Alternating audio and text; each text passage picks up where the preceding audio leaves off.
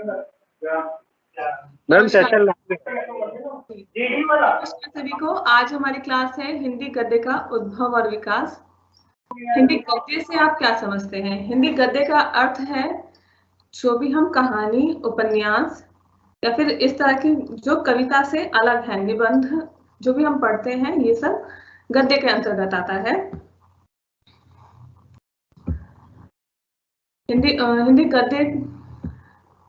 हिंदी गद्य की जो शुरुआत है वो 1950 से मानी जाती 1850 से मानी जाती है, भारतेंदु युग से। भारतेंदु युग में से पहले जो हिंदी कविता का दौर था, जिसमें कविताओं के माध्यम से अपनी भावनाओं को कवि जो है या लेखक जो है प्रेषित करते थे दूसरों तक। लेकिन धीरे धीरे ये हुआ कि क्योंकि कविता कम शब्दों में होती है और उसका अर्थ निकालना सभी व्यक्तियों के बस की बात नहीं होती है, तो इसलिए एक ऐसा माध्यम ढूंढा जा रहा था लेखकों द्वारा कि हम जो है अपनी बात को कहें और कम पढ़ा लिखा व्यक्ति भी हमारी बात को समझ सके। ठीक है, या इसलिए बात को विस्तार से कहने के लिए गद्य का विकास हुआ। हिंदी गद्य का विकास हुआ। इसमें सबसे पहले कहानी का विकास हुआ। खासकर कहानी विधा में, कहानी जैसे हम बचपन से दादा अपनी नानी दादी से सुनते आ रहे हैं, तो वो एक माध्यम था कि वो एक श्रवण माध्यम था कि हम श्रवण करते थे कथा का और उसका आनंद लेते थे। ठीक है, लेकिन फिर धीरे धीरे हुआ कि इन्हें लिखा जाए, एक लेखन के रूप में इसका विकास हो। उपन्यासों में इस विधा का सबसे पहले विकास हुआ। तो इसलिए सबसे पहले कुछ जो उपन्यास सबसे पहले लिखे गए वो इस तरह के हुआ करते थे कि बहुत तिलिस्मी, जादूगरी वाले, ठीक है, इस तरह के रोमांचक उपन्यास लिखे जाते थे या फिर प्रेम कथाएं लिखी जाती थी, तो ताकि जो भी पाठक है उनका जो है उनकी रुचि उस विषय में जागे और वो उस गद्य को, उस विधा को पढ़ें। ठीक है,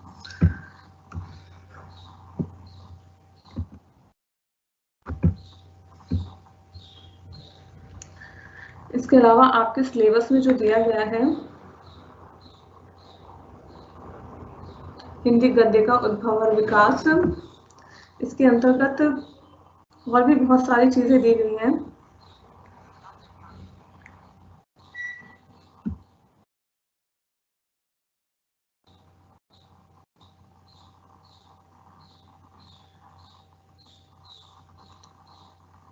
ठीक है, इसके अंदर बहुत और भी सिलेबस में आपकी बहुत सारी चीजें इसमें जोड़ी गई हैं,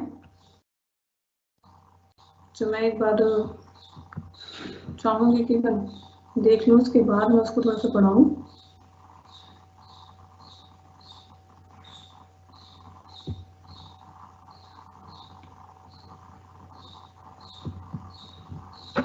जी, इसकी पृष्ठभूमि की तरफ हम आज बात करेंगे। इसकी पृष्ठभूमि क्या थी? इसकी पृष्ठभूमि शुरू होती है जब खड़ी बोली की शुरुआत होती है। इससे पहले जितना भी हम गद्य या फिर पद्य की बात करते हैं तो वो सब लिखा जा रहा था हमारी ब्रज भाषा में लिखा जा रहा था, हिंदी भाषा में नहीं लिखा जा रहा था। संपूर्ण भारत में जितने भी कवि हुए वे ज्यादातर लिख रहे थे ब्रज भाषा में। इसके अलावा अवधी भाषा में भी लेखक लिखते आ रहे थे, लेकिन सबसे ज्यादा जो मान्यता है, जो प्रसार है, ज्यादातर ब्रज भाषा को मिला। उत्तर से लेकर दक्षिण तक, दक्षिण में भी दक्षिणी हिंदी में आप जाएंगे तो वहां पर भी ब्रज भाषा में ही जो राज दरबार के कवि थे वो ब्रज भाषा में ही काव्य रचना किया करते थे। और साथ ही उत्तर भारत में तो ये भाषा थी ही। ये सिर्फ राज्य कवि ही नहीं, जो अन्य कवि भी हुआ करते थे वे भी इस भाषा में ही लिखा करते थे और उनकी इसी भाषा में ही कविताएं राजसम्मान पाती थी। फिर धीरे धीरे विकास हुआ खड़ी बोली का। जब 1901 में जब महावीर प्रसाद द्विवेदी ने जो पत्रिका निकाली उसमें खड़ी बोली के विकास, महावीर प्रसाद द्विवेदी ने नहीं, वो थे हमारे गद्य के आचार्य थे, उन्होंने वो निकाली और 1903 में जो महावीर प्रसाद द्विवेदी हैं वो उस पत्रिका के संपादक बने और उन्होंने खड़ी बोली का विकास किया। यानी कि ब्रज बोली में लेखक लिखते आ रहे थे तो उन्होंने एक तरह का कह सकते हैं कि भाषाई आंदोलन चलाया कि हमें ब्रज भाषा को छोड़कर एक ऐसी भाषा का उपयोग कविताओं में या गद्य लेखन में करना चाहिए जो सामान्य जन की भाषा है, क्योंकि ब्रज भाषा प्रत्येक प्रांत में नहीं बोली जाती है या प्रत्येक व्यक्ति उसे नहीं समझता है, क्योंकि उसमें कुछ इस तरह के शब्द होते हैं जो एक क्षेत्रीय या प्रदेशीय झलक उसमें दिखाते हैं। तो इसलिए उन्होंने इस तरह का आंदोलन चलाया कि जो भाषा है हमें उस पर काम करना चाहिए। सभी उस वक्त के सभी बड़े कवियों और लेखकों से उन्होंने एक संपर्क स्थापित किया कि मैं आपके लेखन को अपनी पत्रिका में छापूंगा, लेकिन शर्त ये होगी कि वो गवाही ना हो, यानी कि उसमें गांव की भाषा की झलक ना हो, उसमें एक प्रौढ़ता हो, जो पढ़े लिखे लोगों की भाषा होती है, शहरी लोगों की भाषा होती है, उस तरह की भाषा का उसमें प्रयोग हो, तभी मैं अपनी पत्रिका में आपके जो भी आपका लेखन है उसे छापूंगा। इसमें भी सबसे बड़ा नाम आता है जो साकेत के हमारे बहुत बड़े कवि हैं, उनका नाम है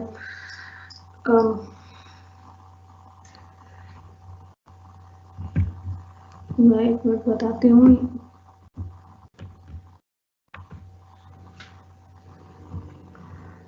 ठीक है, साकेत के जो हमारे कवि हैं उनका मैथिली शरण गुप्त जी, उनका नाम आता है। मैथिली शरण गुप्त जी और द्विवेदी जी का बहुत खास संपर्क रहा और माना जाता है मैथिली शरण गुप्त को राष्ट्रकवि कहा ही इसलिए जाता है क्योंकि उन्होंने हिंदी भाषा में, प्रौढ़ हिंदी भाषा में ऐसी रचना की जो कि प्रत्येक जो भी सामान्य जन है उसको समझ में आती थी। ठीक है, मतलब भाषा ऐसी थी कि प्रत्येक जन, चाहे वो पढ़ा लिखा हो चाहे वो कम पढ़ा लिखा व्यक्ति हो, उसे समझ में आ जाती थी और उसमें जो बात वो कहना चाहते हैं जिस सुंदर ढंग से कविता कही जाती है कि इसमें लयात्मकता हो, उसमें संगीतात्मकता होनी चाहिए, ये सारे गुण उस कविता में हुआ करते थे। तो कविता की जो मुख्य चीज है संगीतात्मकता, लयात्मकता, ठीक है, वो सब भी कहीं नहीं गई, वो भी उसमें रची बसी रही और भाषा क्योंकि प्रौढ़ हो गई तो वो सामान्य जन तक पहुंच भी गई। तो साकेत एक ऐसा उन्होंने रचना लिखी जो कि रामकथा पर आधारित है, क्योंकि रामकथा पहले से प्रचलित भी रही रामचरितमानस के रूप में जो कि अवधी भाषा में थी, तो लेकिन साकेत में आकर जब वो खड़ी बोली में आई तो उसे भी जनता ने उत्साह से स्वीकार किया और उतना ही प्यार दिया जितना उन्होंने रामचरितमानस को दिया। बस क्या हुआ, भाषा का क्योंकि एक विकास होना था तो विकास हुआ। अब गद्य जो हमारे हिंदी गद्य का जो विकास हुआ, इसमें इसकी पृष्ठभूमि के बारे में हम बात करते हैं। पृष्ठभूमि क्या थी उस समय? देखिए, कागज का विकास बहुत बाद में हुआ था, ठीक है, तो उसमें उस समय क्या था, अंग्रेजों का युग था, भारत में अंग्रेजी शासन था। तो उस वक्त चूंकि जो बड़े बड़े राजघराने थे ये थे, इन लोगों के पास भी इस तरह की कोई तकनीक नहीं थी कि वो छपाई घर यानी कि मशीनें, प्रिंटिंग मशीनें खरीदें या इस तरह का करें, इस तरह इतना ध्यान नहीं था। एक जो परंपरा चली आ रही थी कि हम हस्तलिखित जो वो पोथियां रखी जाती थी, वही परंपरा राजघरानों में चली आ रही थी। तो अंग्रेजों, चूंकि अंग्रेजों का शासन था, तो उन्होंने क्या किया, उन्होंने क्योंकि उनको राजकाज करना था, ठीक है, तो उन्होंने प्रिंटिंग मशीनों का यहाँ पर स्थापना की, प्रिंटिंग मशीनों की स्थापना की, सबसे पहले गोवा में हुई थी। इसके साथ ही उनका एक और इरादा था, जो ईसाई थे वो जो अंग्रेज थे वो ईसाई धर्म को मानने वाले थे और वो चाहते थे कि उनके धर्म का प्रचार प्रसार हो, तो ईसाई मिशनरी भी उनके साथ है। तो ईसाई मिशनरियों ने क्या किया, क्योंकि उन्हें अपने धर्म का प्रचार करना है और हिंदुस्तान में अपने धर्म का प्रचार करने के लिए उन्हें यहाँ की भाषा आनी चाहिए, क्योंकि उन्हें यहाँ के लोगों को आकर्षित करना है अपनी ओर।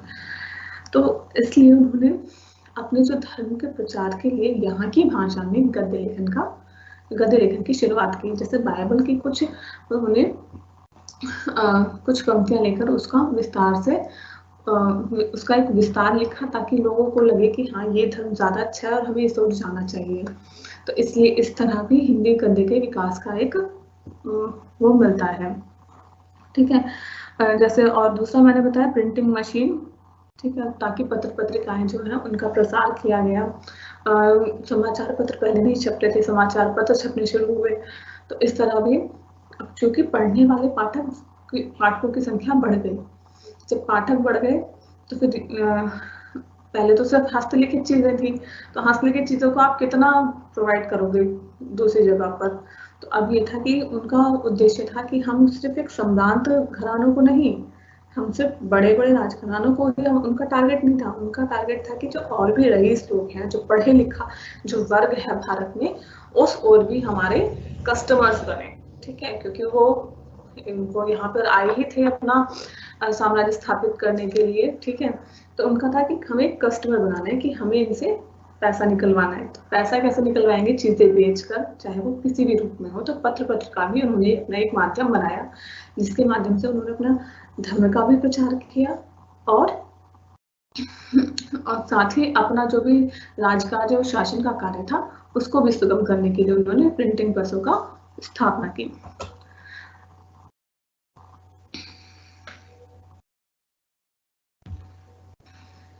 शिक्षा के विस्तार के लिए जब क्योंकि अंग्रेज भारत में पूरी तरीके से स्थापित हो चुके थे, तो इसी क्रम में उन्होंने भारत में शिक्षा को लेकर भी कार्य किए। तो शिक्षा के लिए उन्होंने क्या किया कि यहाँ पे किस तरह की शिक्षा हमें दी जाए। उन्होंने ऐसी शिक्षा पद्धति की नीति बनाई कि जो यहाँ पर रहने वाले हैं, यानी कि जो भारतीय हैं, उनका हम मजदूरों के रूप में उनका श्रम ले सकें। किस तरह का श्रम?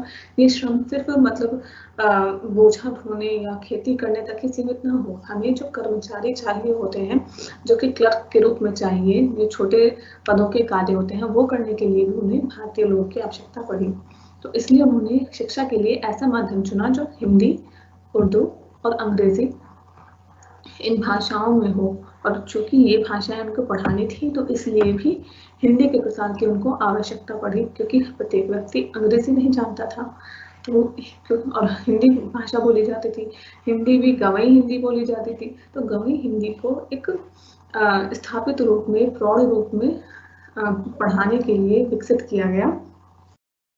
इस तरह से शिक्षा के विस्तार के साथ साथ भी जो हिंदी गद्य का विकास हुआ, खासकर व्याकरण के शुद्ध रूप की स्थापना की गई।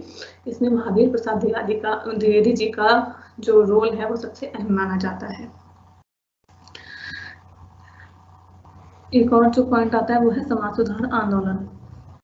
जो भारतीय समाज है इसमें कई, चूंकि मुस्लिम शासक जो आए या जो अंग्रेजी शासक आए, इनके आने के बाद कुछ पहले से ही हिंदू धर्म में कुछ ऐसी बुराइयां धीरे धीरे आती गई जो क्या कर रही थी, समाज को बिगाड़ रही थी। जैसे कह सकते हैं कि जो बाल विवाह था, सती प्रथा थी, ठीक है, छुआछूत जैसी जो चीजें थी, इन चीजों को दूर करने के लिए, ठीक है, इस तरह की बहुत सारी चीजें थी। और इन चीजों को, बहुपत्नी जो प्रथा थी ये वाली, इन सबको दूर करने के लिए समाज सुधार आंदोलन चलाए गए कि हमारे समाज में इस तरह की बुराइयां आ चुकी हैं, तो हमें अपने समाज को कैसे सुधारना है। अब सुधार करने के लिए हम प्रत्येक व्यक्ति के पास जाकर तो कह नहीं सकते कि नहीं जी आपने ये गलत किया, ये सही करो, इस तरह का। इसके अलावा भी एक और रास्ता चुना गया, वो था कि हम पुस्तकों के माध्यम से अपनी बात को जन जन तक पहुंचाएं।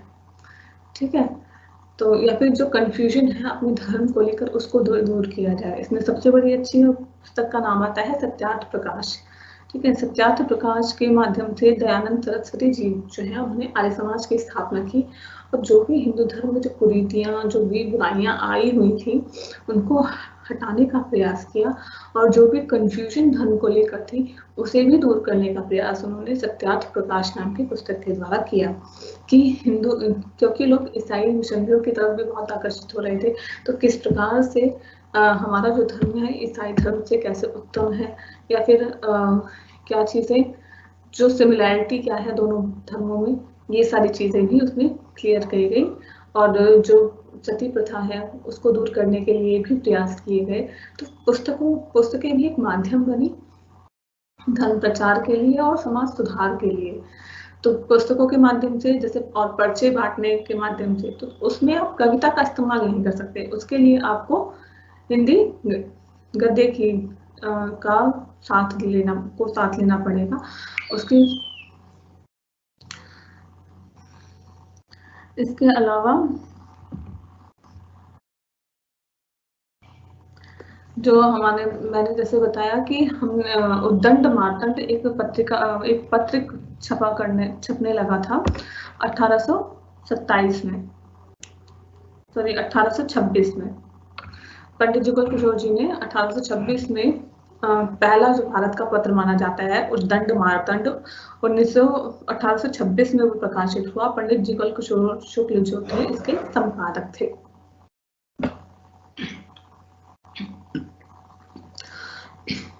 हिंदी का पहला पत्र था, तो हिंदी का पहला पत्र होने के माध्यम से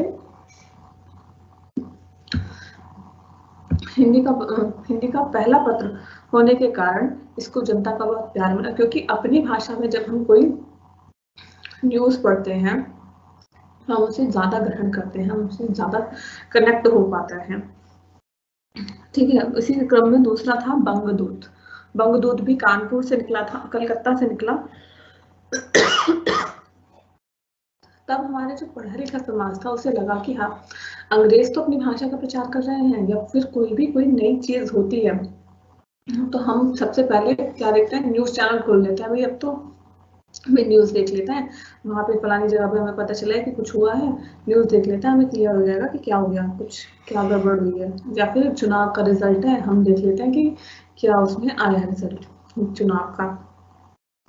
तो हम क्या हुआ, एक समाचार का माध्यम है जो समाचार, अब तो न्यूज चैनल है, लेकिन उस समय क्या था, टीवी थे नहीं, ठीक है, बिजली भी नहीं थी, तो पत्रिकाएं ऐसा माध्यम थी जिसके लिए हमें बिजली या टीवी की आवश्यकता नहीं थी। ठीक है, कुछ पैसों में ही आप समाचार पत्र खरीदकर उस समय की जो भी अपडेट खबरें हैं वो आप पढ़ सकते थे। तो इसी क्रम में हिंदी में, क्योंकि अंग्रेज तो पत्र निकाल रहे थे और पढ़ा लिखा समाज उसको पढ़ भी रहा था, जो हमारा भारत का जो बड़े बड़े घराने थे या बड़े बड़े उद्योगपति उस समय के थे, उन सबके पास पैसा था, वो अंग्रेजी के पत्र लेकर पढ़ते थे क्योंकि उन्हें अंग्रेजी भाषा आती थी। ठीक है, उन्होंने शिक्षा ग्रहण की हुई थी। लेकिन जो एक मिडिल क्लास था, जो पढ़ा लिखा था, या फिर थोड़ा बहुत उसमें एक जज्बा था कि हाँ हम आंदोलन करेंगे, देशों के खिलाफ से समाज सुधार आंदोलन करें, तो उनको चाहिए था, उनको भी अपडेट रहने के लिए जब हिंदी में पत्र है तो उन्हें बहुत ही फायदा हुआ इस चीज का, और अपनी बातों का प्रचार करने के लिए पत्रिकाएं एक माध्यम बनी।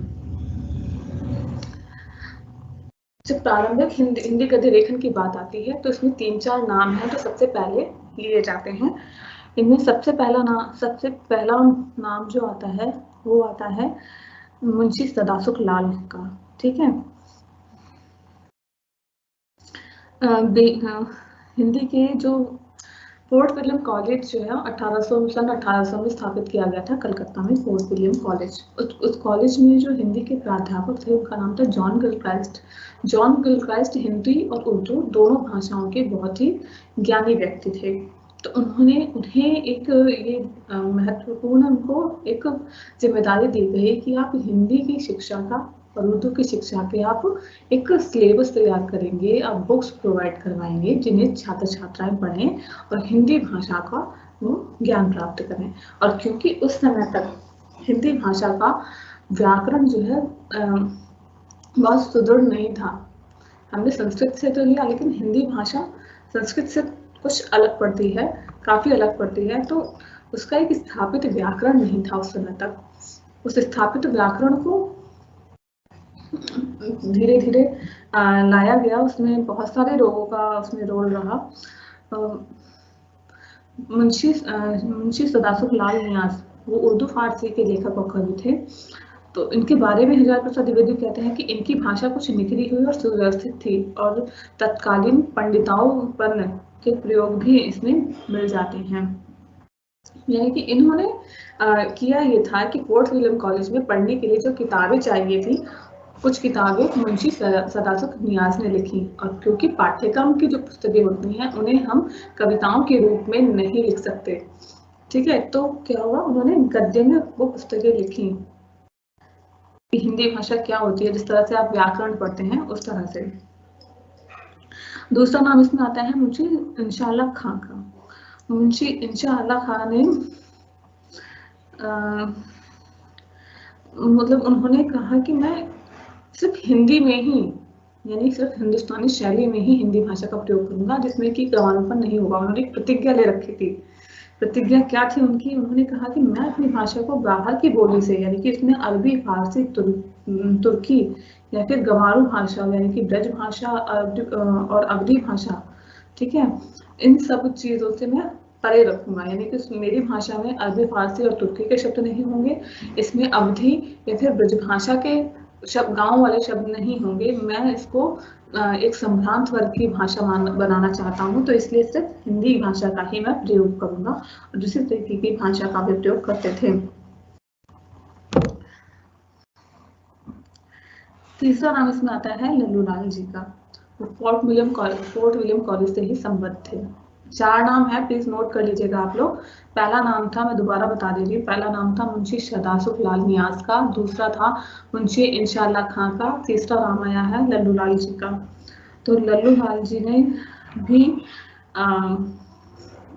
गद्य भाषा के विकास में बहुत ही अहम किरदार निभाया है। इनकी भाषा बहुत साफ सुथरी थी, मतलब हिंदी का जो पुट मिलता है वही था। ब्रज भाषा का उसमें कोई भी झलक या फिर कोई भी उसमें पुट नहीं आता था जो भी वो लिखते थे।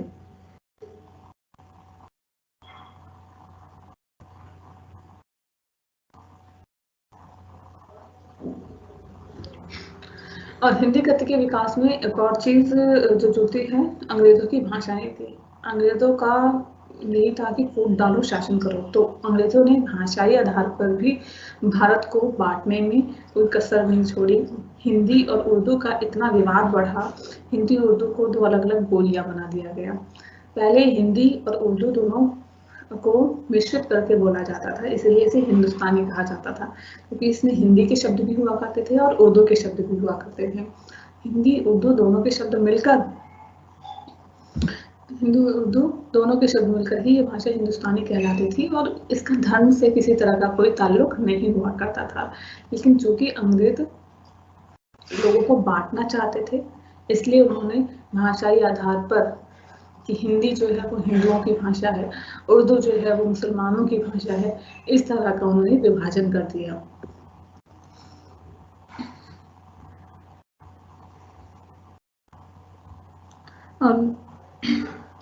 और इसी तरीके से उसका प्रचार प्रसार भी किया गया।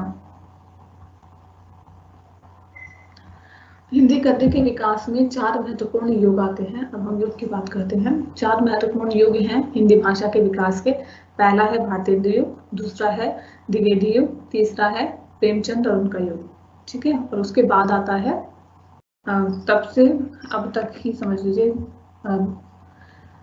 भारतेंदु युग, ठीक है। प्रेमचंद और के बाद प्रेमचंद और उनके बाद में भाषाई सुधार की ज्यादा आवश्यकता पड़ी नहीं, क्योंकि द्विवेदी युग में ही भाषा का एक प्रौढ़ रूप स्थापित हो गया था।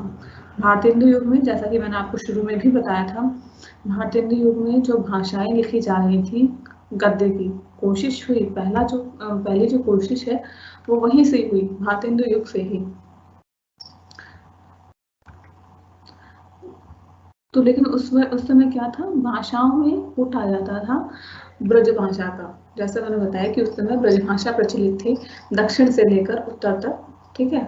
सब जगह पर ब्रज भाषा में ही कविताएं की जाती थी। तो भारतेंदु युग में इस तरह रहा, और इसमें भी कुछ प्रमुख नाम है, नाम आप नोट कर लीजिए।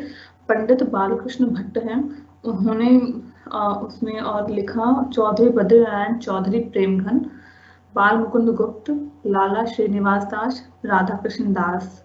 तो ये एक मंडली कहलाती थी, ये भारतेंदु, ठीक है, भारतेंदु की मंडली थी ये एक, ठीक है। 34-35 वर्ष की अवस्था में भारतेंदु जी का निधन हो गया था। भारतेंदु जी एक ऐसे व्यक्ति थे जिनके नाम पर इस युग का नाम पड़ा है। उन्होंने बहुत प्रयास किया कि हमारी जो हिंदी है इसका विकास और प्रचार हो।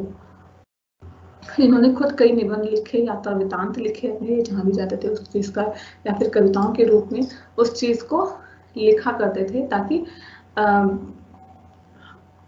एक तो था कि पाठक तक अपनी बात पहुंचाने के लिए उन्होंने माध्यम इन चीजों को बनाया। खासकर नाटकों का भी, नाटक भी गद्य रूप में लिखे जाने लगे, और उसमें भी सबसे पहला नाम भारतेंदु का लिया जाता है। ठीक है। भारतेंदु युग के जो लेखक थे वो फक्कड़पंथी वाले थे, ठीक है, मस्ती वाले थे। ये लोग अंग्रेजों से नहीं डरते थे, ठीक है। इनकी भाषा इस तरह की हुआ करती थी कि बहुत मस्तमौला टाइप की भाषा हो, ठीक है, और राष्ट्रीय भावना भी होती थी कि हम राष्ट्र के लिए लिखें कुछ, ठीक है, हमारे यहाँ देश प्रेम उसमें झलकता था। और खासकर और एक चीज और, क्योंकि ये रीतिकाल के बाद भारतेंदु युग आया, रीतिकाल के बाद हमारा आधुनिक युग शुरू होता है। तो रीतिकाल में क्या था कि सन 1800 से पहले का मानिए कि सन 1800 तक का जो युग है वो ऐसा 1800 से पहले जो बीता था वो उसमें ज्यादातर श्रृंगार भावना ज्यादा हुआ करते थे। जो भी कविताएं होती थी उसमें, ठीक है, प्रेमी प्रेमिका की बात हो रही है, नायक नायिका की बात हो रही है, ठीक है, होली की बात हो रही है, 12 मासा लिखा जा रहा है, इस तरह के टॉपिक हुआ करते थे कविताओं के। अब क्या हुआ, अब उन टॉपिक में चेंज आया। क्या चेंज आया उन टॉपिक में कि अब जो है जो कविताएं हैं वो देश प्रेम से ओतप्रोत होती थी, देश प्रेम की चीजें उसमें झलका करती थी, ठीक है। और नाटक के रूप में भी भारतेंदु जी ने निबंध और नाटक लिखे, जिसके द्वारा उन्होंने हिंदी गद्य के विकास के लिए बहुत महत्वपूर्ण योगदान दिया। उसके बाद द्विवेदी युग आता है। द्विवेदी युग का समय माना जाता है सन 1900 से लेकर 1920 तक। 20 वर्षों का जो ये समय है, ये खड़ी बोली के कह सकते हैं कि उसकी स्थापना में, उसको परिमार्जित करने में, उसको शुद्ध करने में इन 20 वर्षों का परिश्रम मान सकते हैं कि लगा। और उस समय हिंदी का जो अब आज हम हिंदी किताबों में पढ़ते हैं, ठीक है, व्याकरण के रूप में आप जो पढ़ते हैं, उस हिंदी का विकास जो है मुख्य रूप से इस युग में माना जाता है।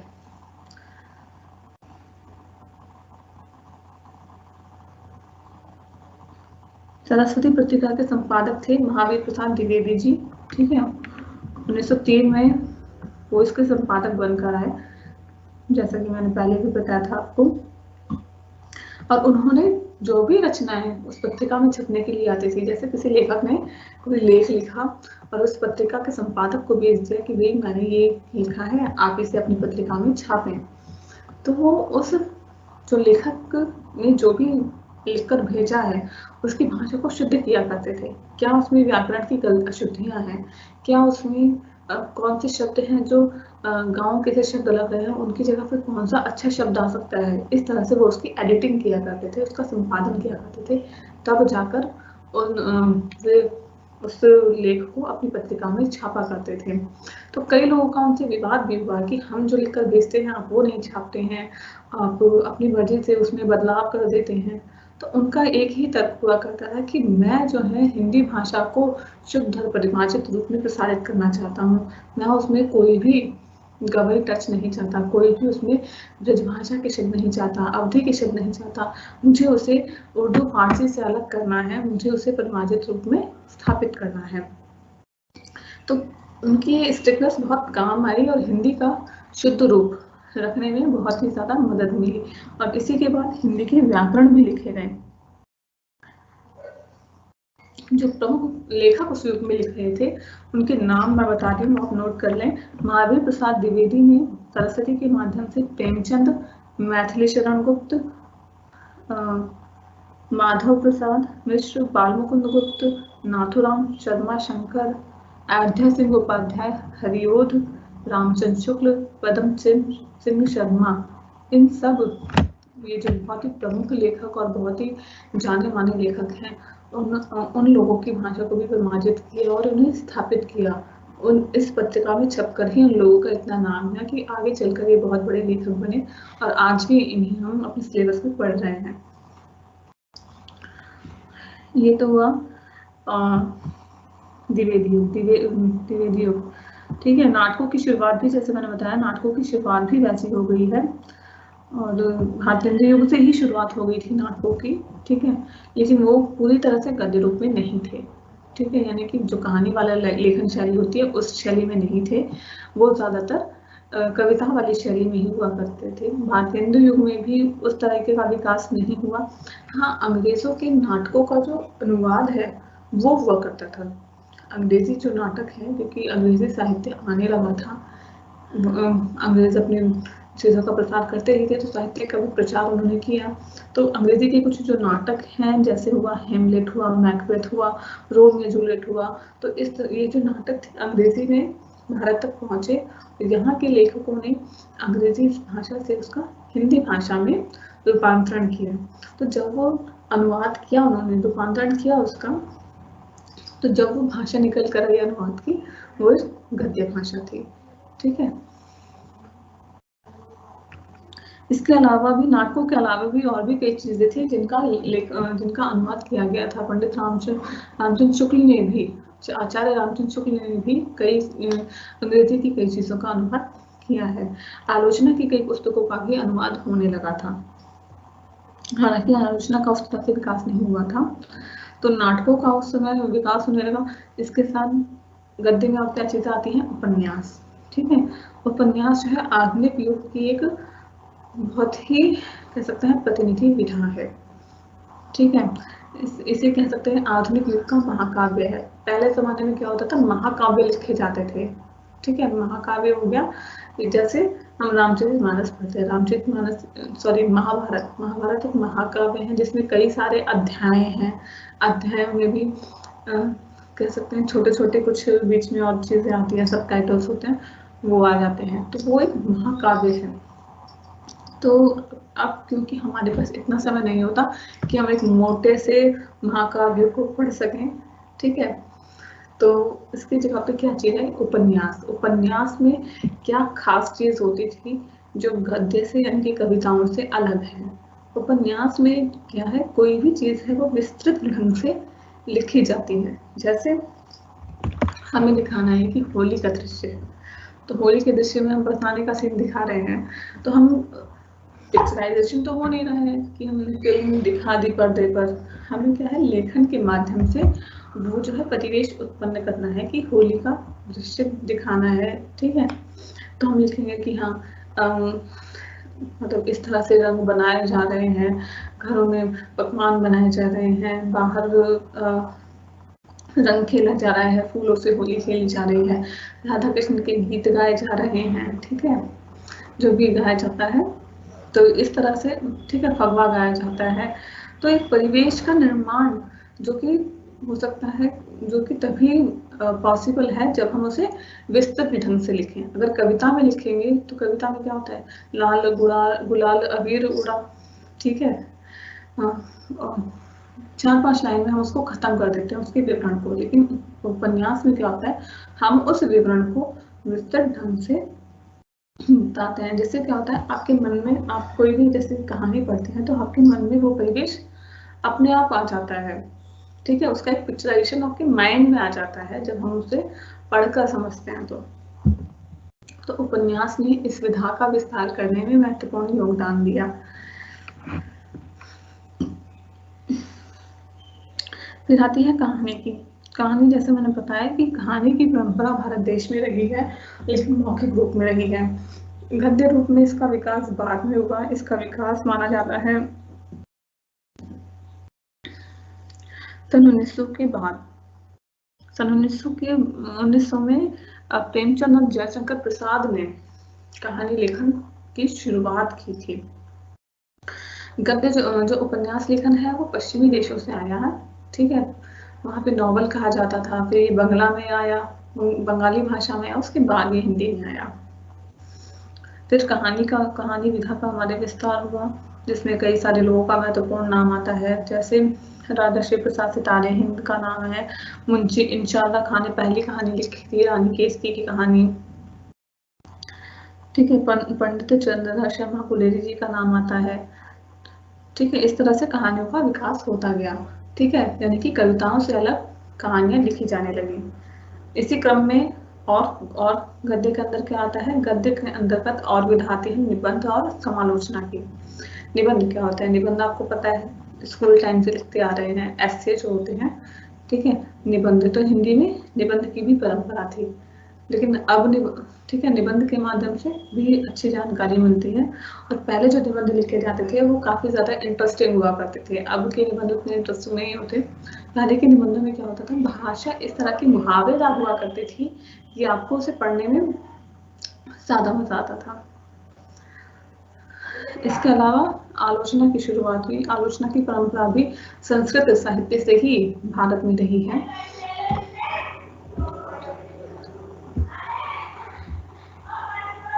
भारत में संस्कृत साहित्य से ही आलोचना की जो परंपरा है वो रही है। हिंदी में भी वो परंपरा का फिर से उद्भव हुआ। पहले जो काव्य हुआ करते थे उनकी टीकाएं लिखी जाती थी, पहले टीका बोलते थे आलोचना को, तो वो कविताओं की होती थी। अब क्या है, अब कोई कहानी लिखी है या उपन्यास लिखा है, हमें उसकी आलोचना करनी है तो उसको हम उसकी आलोचना कहते हैं। और वो शब्द का जो है टीका की जगह दूसरा शब्द ले लिया गया, आलोचना, जो कि गद्य के लिए स्थापित हो गया। ठीक है, ये द्विवेदी युग में आलोचना का प्रारंभ माना जाता है। लाला श्रीनिवास दास जी के नाटक संयोगिता स्वयंवर की आलोचना प्रकाशित की गई थी द्विवेदी युग में। ठीक है, तो यहाँ से माना जाता है कि हिंदी जो आलोचना का है वो विकास किया। तो हिंदी गद्य में क्या क्या चीजें आ गई? पहली चीज आ गई नाटक, दूसरा आ गया उपन्यास, तीसरा कहानी, ठीक है, चौथा कहानी के बाद आ गया आपका निबंध, और उसके बाद आ गई आलोचना। ये गद्य की 5 विधाएं बोली जाती हैं। इन 5 विधाओं से गद्य की इन 5 विधाओं से ही हिंदी गद्य का उद्भव और विकास माना जाता है। इनका अलग अलग भी यदि आप कहीं खोजेंगे तो हिंदी कहानी का भी उद्भव विकास आपको मिल जाएगा, हिंदी उपन्यास का भी उद्भव विकास आपको मिल जाएगा। तो जानकारी के लिए आप विस्तार से पढ़ना चाहें तो उस तरह से भी आप पढ़ सकते हैं।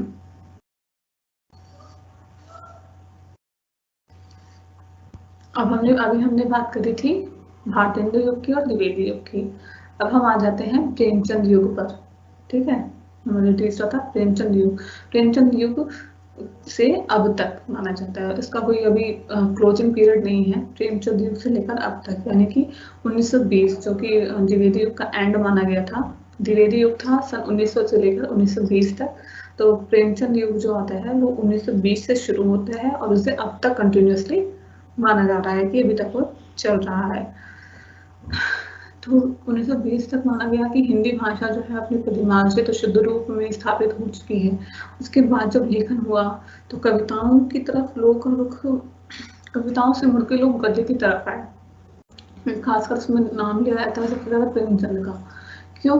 क्योंकि प्रेमचंद ने ग्रामीण समस्याओं को ही इतनी शुद्ध हिंदी में लिखा है, मतलब बहुत शुद्ध नहीं कि आपको समझना है, मतलब कुछ इस तरह की हिंदी में लिखा है कि उससे अगर मध्य वर्ग का व्यक्ति है, निम्न वर्ग का व्यक्ति है, चाहे उच्च वर्ग का व्यक्ति है, उससे वो एक तदात्म्य में स्थापित कर पाता है, यानी कि पाठक उस रचना से जुड़ जाता है।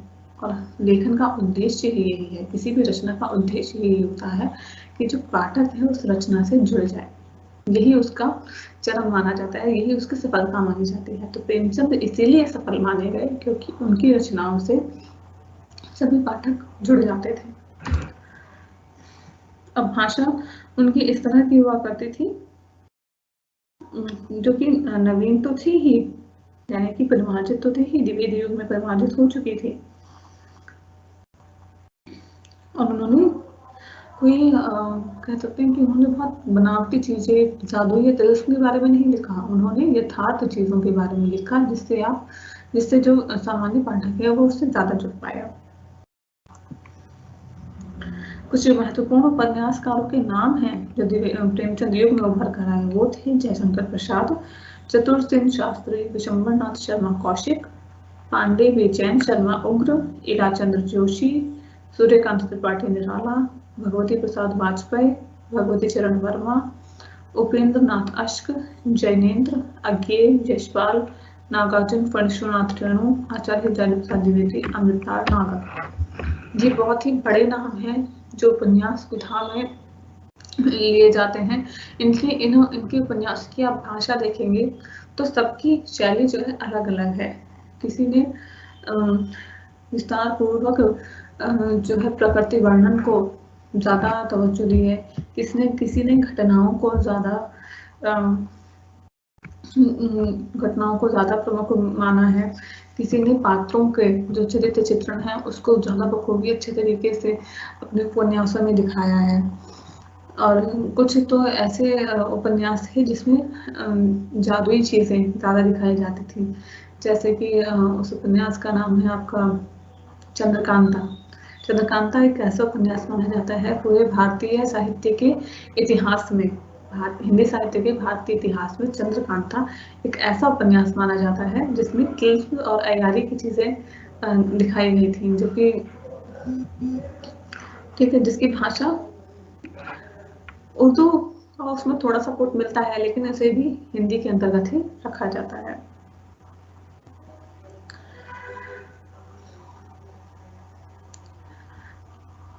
प्रेमचंद युग में अभी मैंने जो नाम बताए थे वो उपन्यास के अंतर्गत थे। इसके अलावा जो नाम आते हैं वो नाटक के आते हैं।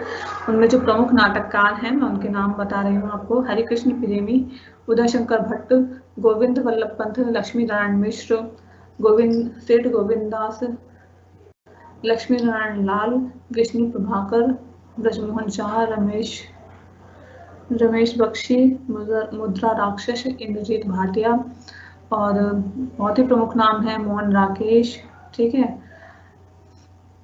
और जगदीश चंद्र माथुर। तो इन लोगों का मैं नाम आपको इसलिए बता रही हूँ कि जो है ये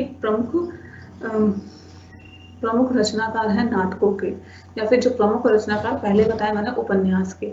आपने अगर इनमें से किसी की भी कोई भी एक रचना पढ़ी होगी तो आपको एक आइडिया हो जाएगा कि हाँ, इस राइटर की मैंने ये रचना पढ़ी थी, तो किस तरह से उसकी भाषा थी, उसकी भाषा शैली के बारे में आप लिख सकेंगे कि हाँ, हिंदी गद्य में इस प्रकार की भाषा होती है। ठीक है, इसलिए मैं आपको नाम बता रही हूँ, इसलिए आप नाम नोट करते रहें। इसके अलावा जो अन्य विधाएं थी जो मैंने अभी शुरू से आपको बताई, नाटक, उपन्यास, ठीक है, कहानी विधा में भी बहुत कुछ लिखा गया। कहानी विधा में नाम शायद मैंने आपको बता दिए थे। फिर है निबंध। निबंध में आ जाते हैं जो प्रमुख लेखक हैं वो हैं आचार्य नंदुरारे वाजपेयी, बाबू गुलाब राय, वासुदेव शरण अग्रवाल, शांति प्रिय द्विवेदी, आचार्य हजारी प्रसाद द्विवेदी, डॉक्टर नगेंद्र, विद्या प्रसाद मिश्र, कुबेरनाथ राय, विष्णुकांत शास्त्री आदि ये प्रमुख निबंधकार हैं। इनके निबंधों की शैली यदि आप देखेंगे तो ये इस तरीके की है कि आप किसी विषय के बारे में कुछ जानकारी या तो पाना चाहें या फिर भावों और मनोविकारों के बारे में भी निबंध लिखे गए हैं, जिसमें प्रमुख है आचार्य रामचंद्र शुक्ल के निबंध जिनका नाम है भाव और मनोविकार। उन्होंने क्रोध के बारे में, दया के बारे में, ठीक है, जो भी हमारे मनोभाव होते हैं उन पर निबंध लिखे थे। ठीक है, कविता पर भी उन्होंने निबंध लिखा है, कविता क्या है, ठीक है। तो कविता और गद्य के बारे में जानकारी हमें निबंधों के माध्यम से भी मिलती है।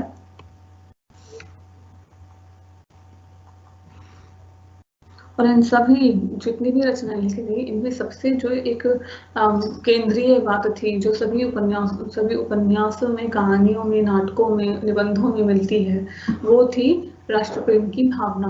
क्योंकि हम उस समय पराधीन थे, अंग्रेजों के पराधीन थे, तो इसलिए सभी रचनाओं में हमें राष्ट्रीय भावना देखने को मिलती है।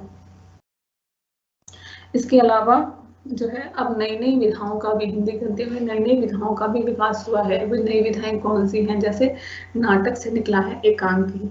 नाटक में कम से कम 3 से 4 अंक हुआ करते हैं, ज्यादा भी हो सकते हैं, लेकिन उसका ही सिर्फ 1 अंक का ही नाटक लिखा जाने लगा जिसे एकांकी कहा जाता है। इसके अलावा यात्रा वृतांत लिखे जाने लगे, डायरी लिखी जाने लगी, डायरी लेखन होने लगा, जीवनी लिखी जाने लगी, आत्मकथा लिखी जाने लगी, जैसे गांधी जी की आत्मकथा, रिपोर्टाज लिखे जाने लगे। परमेश्वरनाथ जैन का नाम सबसे पहले आता है रिपोर्टाज विधा के लेखन में। तो इस तरह की नई विधाओं का भी प्रादुर्भाव हुआ, उद्भव हुआ। तो हिंदी गद्य का विकास इस तरह से होता गया। हिंदी गद्य की 5 विधाएं रही और इसमें अभी हमने 3 युग पढ़े। मैं समराइज करूंगी, आप लोग कुछ पूछना चाहते हैं, ठीक है, तो आप क्वेश्चन आंसर भी पूछ सकते हैं, ठीक है। सभी जितने भी यहाँ पे विद्यार्थी क्लास ले रहे हैं वो मुझसे क्वेश्चन आंसर पूछ सकते हैं। ऊपर एक क्वेश्चन मार्क का दिया गया है आपको ऑप्शन, आप कुछ भी आप पूछना चाहें तो आप मुझसे पूछ सकते हैं।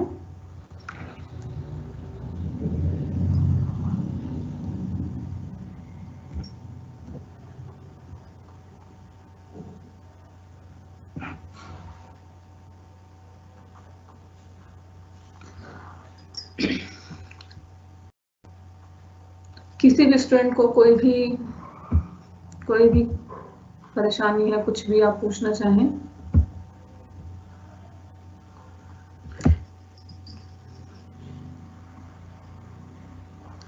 हिंदी की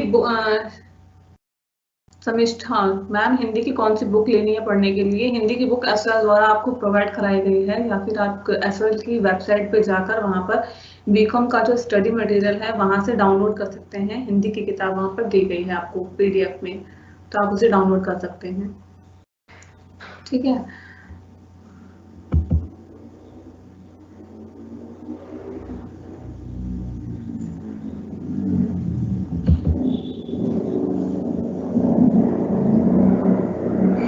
अभी आपका कोई व्हाट्सएप ग्रुप नहीं बनाया गया है। व्हाट्सएप ग्रुप हो सकता है अगली क्लास तक बन जाए, तब आपको बता दिया जाएगा। हार्ड कॉपी में नोट्स नहीं मिलेंगे यहाँ पर, ठीक है। पीपीटी भी नेक्स्ट क्लास में आपको मिल जाएगी।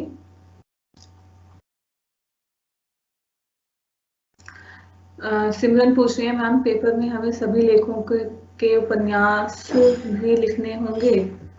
देखिए, उपन्यासों के नाम आप कुछ लेखक और उसके उपन्यास का नाम, इस तरीके से आप कुछ उदाहरण दे देंगे तो आपको अच्छे मार्क्स मिल सकते हैं। ठीक है, क्योंकि हमें दिखाना पड़ेगा कि हाँ ये लेखक था, इसने ये लिखा।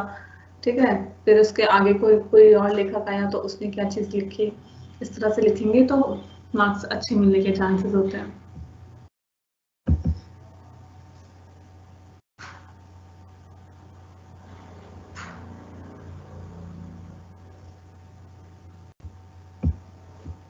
मैं एसएल की बुक से ही आपको अभी पढ़ा रही थी, अलग से कोई बुक नहीं है। नेक्स्ट सेशन में हो सकता है मैं पीपीटी आपके लिए लेकर आऊं। ठीक है,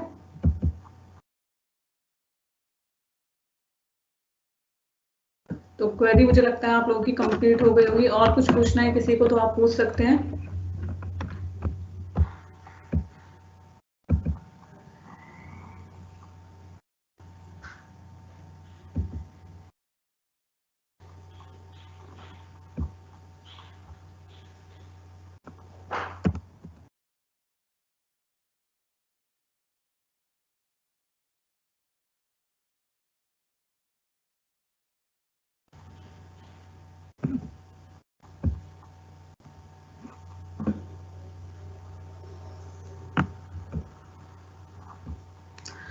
रवि पूछ रहे हैं, आज जो पढ़ा है इस टॉपिक से किस तरह के क्वेश्चन एग्जाम में आ सकते हैं? आपसे पूछा जा सकता है हिंदी भाषा के उद्भव और विकास बताइए।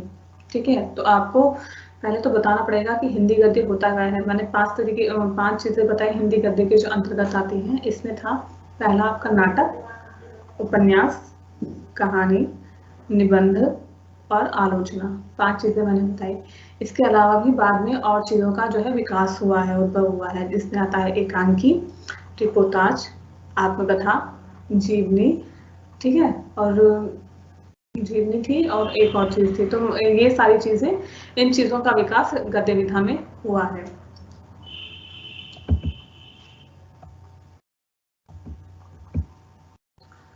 तो पूरा जो है क्वेश्चन इससे पूछा जा सकता है। इसके अलावा ये भी पूछा जा सकता है कि हिंदी कहानी का विकास किस तरीके से हुआ, तो आप हिंदी कहानी का विकास बताएंगे।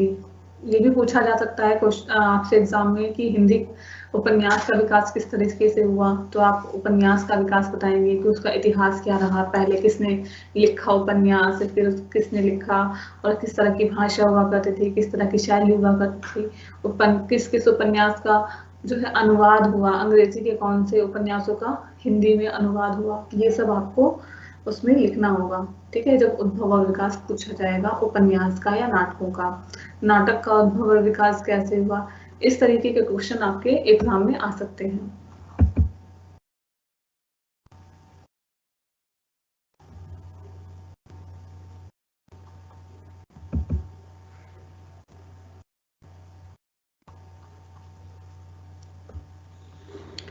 मैं नेक्स्ट क्लास में आपको लिंक प्रोवाइड कर दूंगी, जो एसएल की पीडीएफ की किताब है, मैं आपको लिंक प्रोवाइड कर दूंगी, आप वहां से डाउनलोड कर लीजिएगा। ठीक है, मटेरियल के लिए बिल्कुल भी पैनिक होने की जरूरत नहीं है कि कहाँ से मिलेगा, क्या होगा। वो आपको नेक्स्ट क्लास में मेरी पूरी कोशिश रहेगी, मैं आपको मटेरियल प्रोवाइड करवा दूंगी, ठीक है।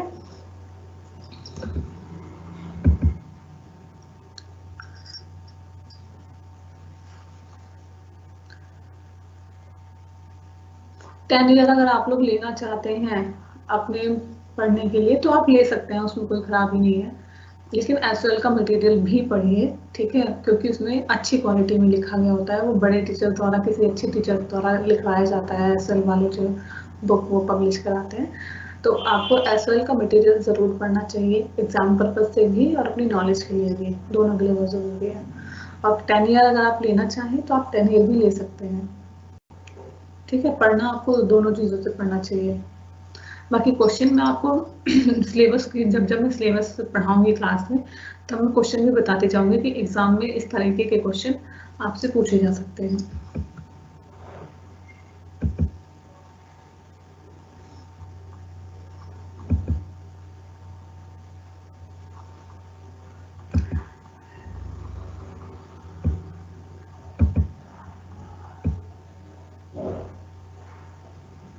नेक्स्ट क्लास के लिए मैं सभी को बता देती हूँ। नेक्स्ट क्लास के लिए ऐसे किया जाएगा कि आप सभी जो भी क्लास में जैसे ही आएंगे, आप अपने जो है फ़ोन नंबर यहाँ पर डालते जाएंगे, ताकि हम एक व्हाट्सएप ग्रुप बना सकें, या फिर अगर आप लोग खुद एक दूसरे के कांटेक्ट में हों तो एक व्हाट्सएप ग्रुप बना लें हिंदी का, ठीक है, जहाँ पर कुछ भी आपको हिंदी से रिलेटेड कोई भी क्वेरी हो तो मैं वहाँ पर आपको सॉल्व कर सकूँगी उस क्वेरी को।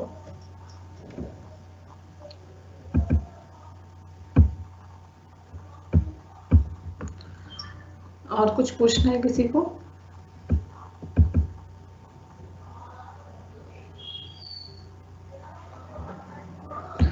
यस, नेक्स्ट क्लास में और भी जो रिपीटेड क्वेश्चंस हैं उनके बारे में बता दिया जाएगा, लेकिन आज का जो हमने लेसन पढ़ा है आज का, ठीक है, इसमें सिर्फ इसी इतने ही क्वेश्चन आएंगे जो मैंने आपको 4 से 5 क्वेश्चन बताए, इसके अलावा इसमें से और क्वेश्चन नहीं बनते हैं। आगे जो सिलेबस पढ़ाया जाएगा उसमें और क्वेश्चन बनेंगे तो उसको और बता दिया जाएगा आपको।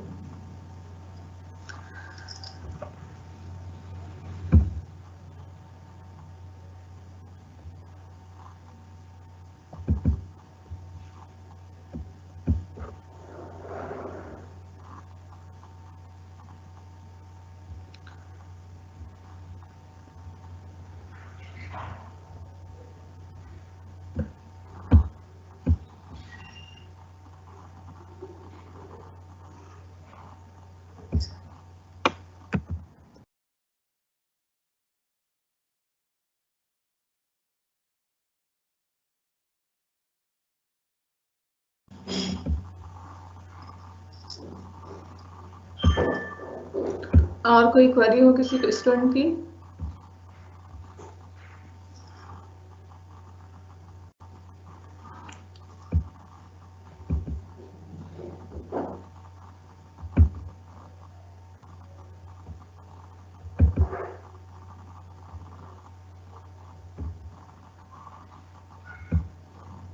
नहीं, आपसे बुक्स के नाम नहीं पूछे जाते हैं। आप पूछ रहे हैं कि क्या बुक्स के नाम, उपन्यासों के नाम पूछे जाते हैं? एकदम अलग से ऐसे नहीं पूछे जाएंगे आपसे।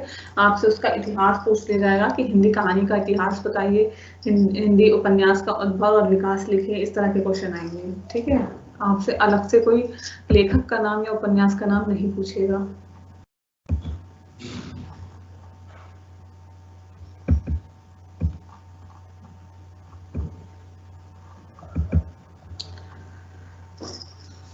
नेक्स्ट क्लास जब भी स्टार्ट होगी आप अपना नाम और मोबाइल नंबर चैट बॉक्स में लिख देंगे, ठीक है, ताकि मैं वहां से देखकर आपका एक अलग से ग्रुप बना सकूं, ठीक है। व्हाट्सएप ग्रुप बना दिया जाएगा।